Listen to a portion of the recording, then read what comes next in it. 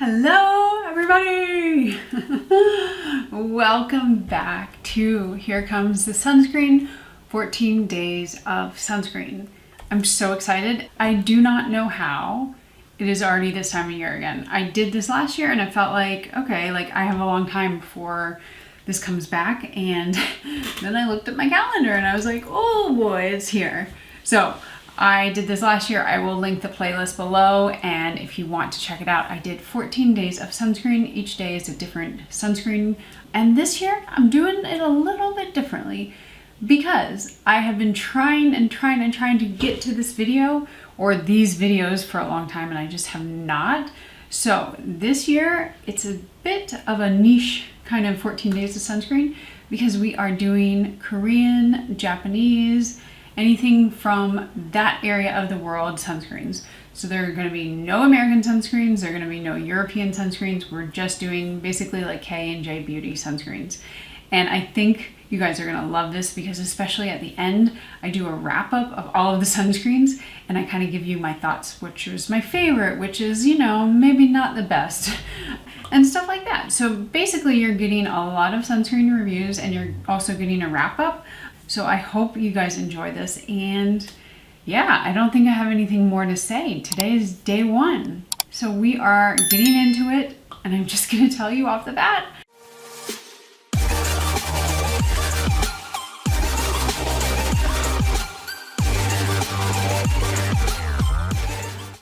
This is one of my very favorite sunscreens. And this is the HaruHaru Wonder Black Rice Moisture Airylift Daily Sunscreen, SPF 50 plus, PA, what is it, 4 pluses?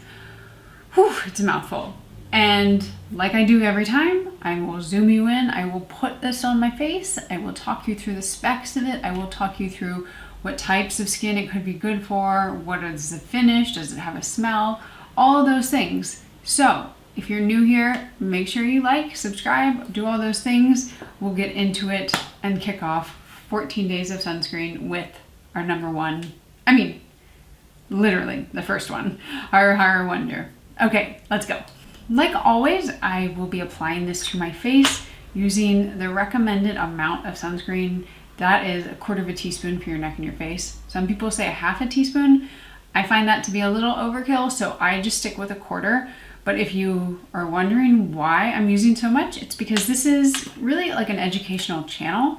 And I find that if I don't do what is like the standard, then people will follow what I do, and I don't want them to do that. So I always use 1/4 teaspoon. In my daily life, I do too. In my daily life, I use this. If that helps you, go for it. I have videos about why the finger length method is okay, but for some sunscreens, it's maybe not enough. So this is just the best one. So, like I said though, I will be pumping it in here. So you see, I think that was 4 pumps. I found that if, not always, but about 5 pumps for most sunscreens gets you the 1/4 teaspoon. And it's not always, but it's a kind of a good guide. So I just said I'll stop talking before, but now I really will because I'm gonna put it on my face.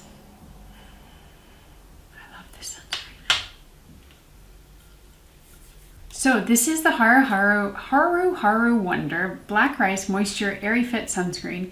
It retails for around $15 right now. It's 30% off on YesStyle, and I find that a lot of them are always on sale on YesStyle.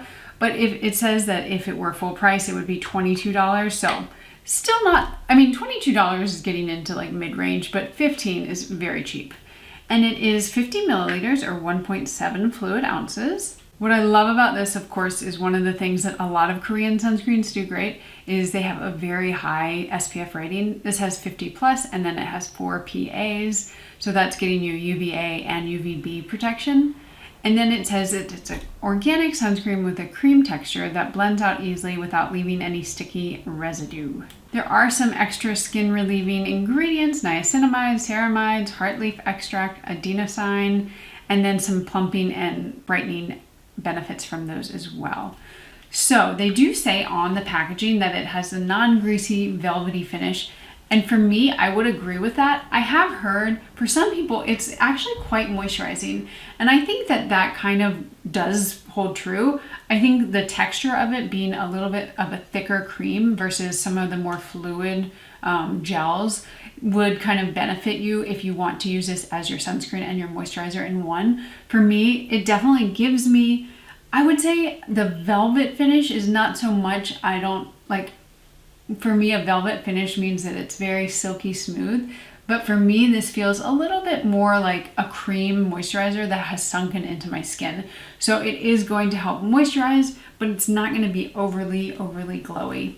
And I don't find it to be matte either, which is one of the things you kind of, I feel like these days it's either super glowy or super matte. And this has more just like a natural finish on my skin type.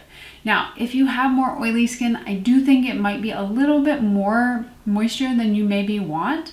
For me, as a person with normal balanced skin, it's kind of right there in that middle ground where it's giving me moisture. I don't need to use a moisturizer, but it's not making me so glowy and it's not stuff like kind of slipping and sliding on my face. For those of you with drier skin, it's definitely going to be a little lacking in the moisture category, especially over time throughout the day. So I would recommend putting on your normal moisturizer underneath it, but you're not going to be, I don't think, like the driest of the dry. It's not going to look matte on you immediately. Maybe over time it will. The other thing about it, there's no scent to it, which is great. And most Japanese and Korean sunscreens have more advanced filters than Americans. Not American people, American sunscreens. And so that it doesn't tend to irritate your eyes. One of the ingredients that does irritate a lot of people's eyes is octocrylene, and you just don't see that over there. It's just an old-fashioned filter, and they use much more advanced ones than we do. A few people have asked me lately why I don't put it on my eyelid, and that is not the case actually. I do put it on. I just put on a little bit of concealer and a little bit of mascara, because when I'm filming a lot of these videos back to back and I go to look at it afterward to edit and whatnot, I look a little dead and I just don't like looking dead. So what I do is I put on my sunscreen beforehand and then I put a little concealer on. So while you're not seeing me actually put it on my eyelids, I have put sunscreen on, and I do every day. But again, pretty much every sunscreen that I'm going to be reviewing in this 14 days of sunscreen, they're going to be pretty great for those of you who tend to have more irritation around your eyes. Even though they are chemical, like I said before, they're just more advanced. The filters that they use, the formulas that they use, they're better. American sunscreens don't really hold a candle in terms of the chemical formulations. Now, when we get to minerals, that might be a different story. But for the case of the chemical filters, and especially around your eye area, these are spectacular. So, I've been talking for about 10 minutes, and you can see since I put the sunscreen on, it really has sunken in. I mean, you can't see that, but I can. It does feel like, again, it feels like there's a little bit of something on my face. So if you are very sensitive and you want absolutely no feel, this might be a little heavier for you than you might want. But for me, it's that perfect middle ground. Like I said before, it's not too dewy, it's not too matte, it's just right there. I've found that it layers wonderfully underneath makeup. I have not had any pilling when I put it on. A lot of sunscreens, you get that around the edges as well, and there's no white cast. So for me, is it kind of the perfect sunscreen? Kind of, maybe, yes. I will say though, it maybe for me is not exactly what I want in the summertime. If I want like a real matte look.